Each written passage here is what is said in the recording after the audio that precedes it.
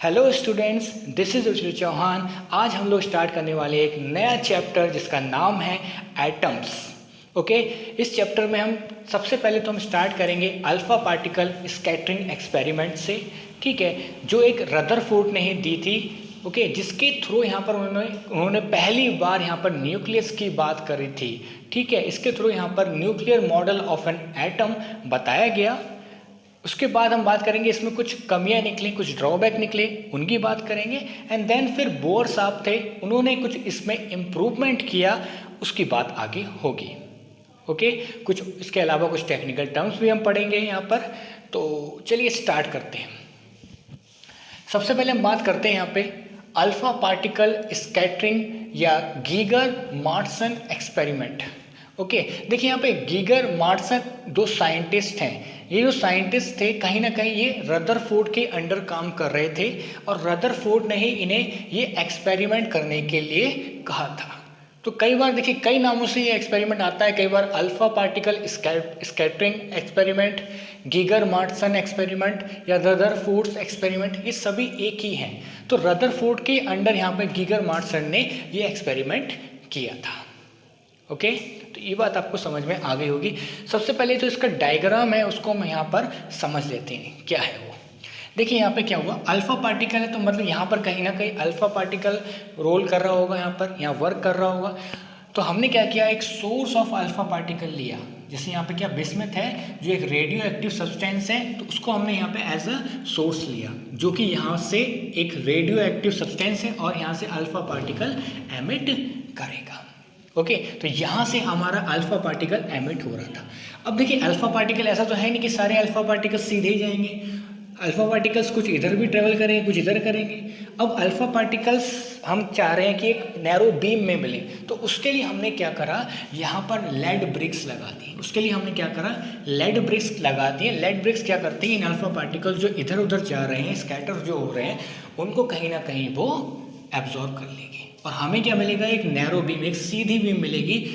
इसको एक और चीज़ कही जाती है कि ये क्या काम करते हैं, कॉलिमिनेट करने का काम करते हैं। कह सकते हो कॉलिमिनेट करने का काम करते हैं, मतलब अल्फा पार्टिकल्स को जो है कन्वर्ट करते हैं into a thin beam.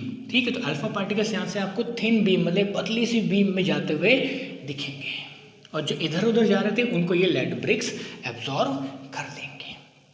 Okay, then क्या हुआ, ये अल्फा, ये कह सकते हो आप बीम ऑफ अल्फा पार्टिकल्स यहाँ पे जा रही है। अब आगे क्या हुआ, इन्होंने एक गोल्ड फॉयल लगा दी। इन्होंने क्या करा, एक यहाँ पर ये क्या करा, एक गोल्ड फॉयल लगा दी। ठीक है, थिन गोल्ड फॉयल जिसकी जो थिकनेस कितनी थी 10⁻⁻6 मीटर से 10⁻⁸ मीटर। बहुत ही पतली एक इन्होंने एक फिल्म लगा दी है यहाँ पे, कह सकते हो फॉयल लगा दी है, जिससे आकर ये यहाँ पर हिट कर रहे हैं। अब देखिए यहाँ पर ये जो फिल्म है बहुत पतली है और देखिए यहाँ पे कौन सा मेटल लिया है, यहाँ पे एक गोल्ड लिया है। यहाँ पे हमने क्या लिया है, गोल्ड। गोल्ड की प्रॉपर्टी है कि उसको हम कितना भी पीट के पतला कर सकते हैं, बहुत ज़्यादा मैल्यूएबल होता है, उसकी प्रॉपर्टी है। अब देखिए यहाँ पे इसको इतना पतला करना है, इतना पतला करना है, आप यहाँ पे समझ जाइए कि हमें क्या मिले, एक सिंगल बीम ऑफ एटम्स मिले। मतलब जो ये लेयर मिल रही है ये इतनी पतली है, आप ये ऐसे समझ लीजिए कि ये जो लेयर है ये इतनी पतली है कि एक सिंगल लेयर एटम्स की है। इसमें जो एटम्स हैं सिंगल है, मतलब ना तो आगे कोई एटम है ना कोई पीछे, मतलब इतनी पतली है कि सिर्फ सिंगल एटम्स ही इसके अंदर आ रहे होंगे।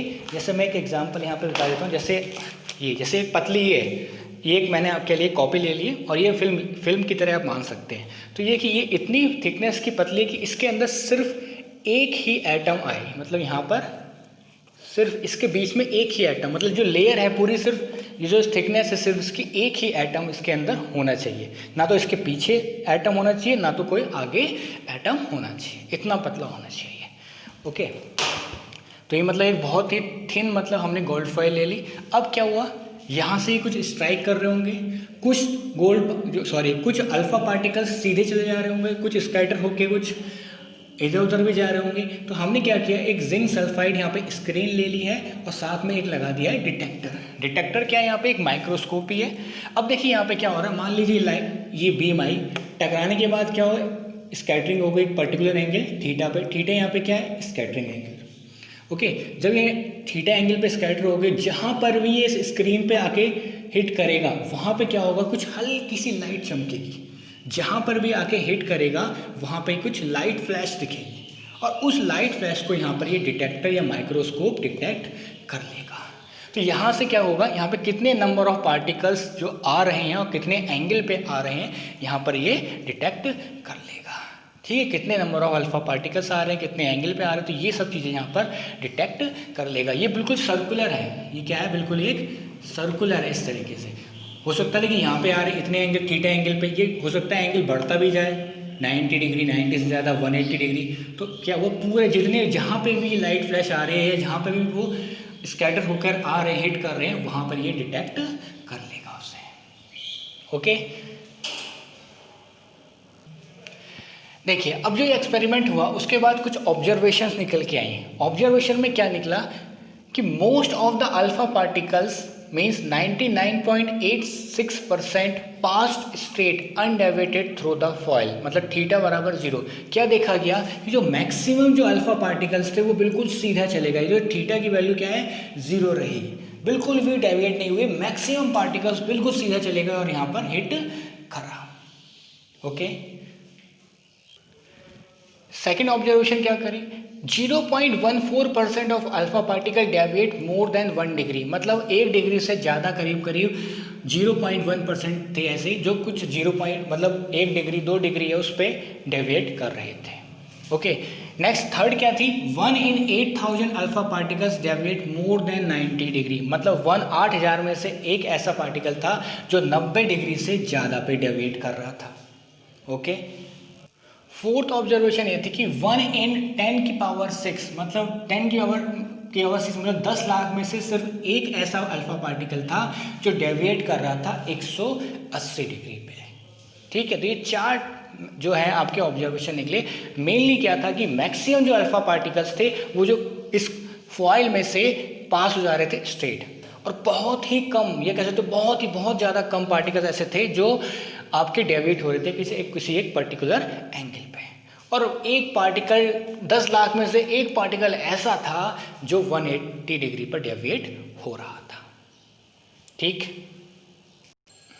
स्टूडेंट्स, अब हम इस एक्सपेरिमेंट का कंक्लूजन निकालेंगे, कंक्लूजन फ्रॉम द एक्सपेरिमेंट या Rutherford's nuclear model of an atom, मतलब रदरफोर्ड ने इस एक्सपेरिमेंट का जो कंक्लूजन आया उसके आधार पर एक nuclear model of an atom दिया है।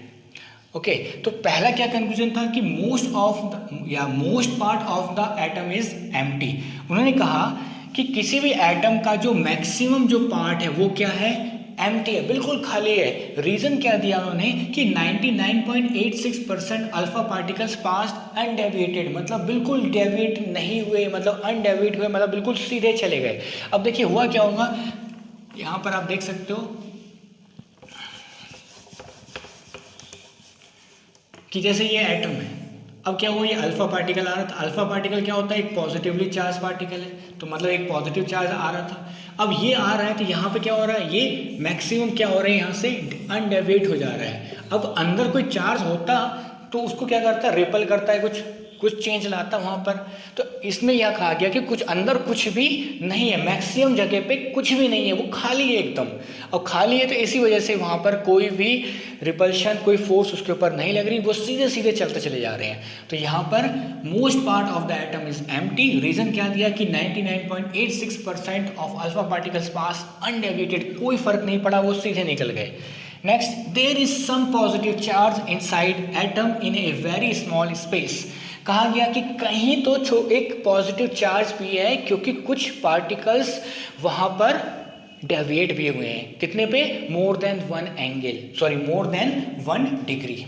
ठीक, तो यहाँ पे क्या हुआ कि कहीं पे तो एक छोटा पॉजिटिव चार्ज है, मतलब कहीं ना कहीं पे एक छोटी सी जगह पे पॉजिटिव चार्ज है, क्योंकि ये मान लीजिए एक एटम है, ठीक है, अंदर एक न्यूक्लियस, मान लिया कि यहाँ पे एक पॉजिटिव चार्ज है कहीं पे भी, और जिसकी वजह से कुछ जो हुए हैं थोड़ा सा यहाँ पर डेविएट भी हुए हैं। कुछ अल्फा पार्टिकल्स जो हैं हमारे कुछ पर्टिकुलर एंगल पे मोर देन 1 डिग्री एंगल पर डेविएट भी हुए। इससे ये भी अंदाजा लगा, क्योंकि पॉजिटिव चार्ज को रिपेल करेगा। अब ये अल्फा पार्टिकल पॉजिटिव चार्ज होता है, जो पॉजिटिव चार्ज के आसपास से निकला होगा तो कहीं ना कहीं उसे रिपल्शन किया होगा, डेविएट किया होगा।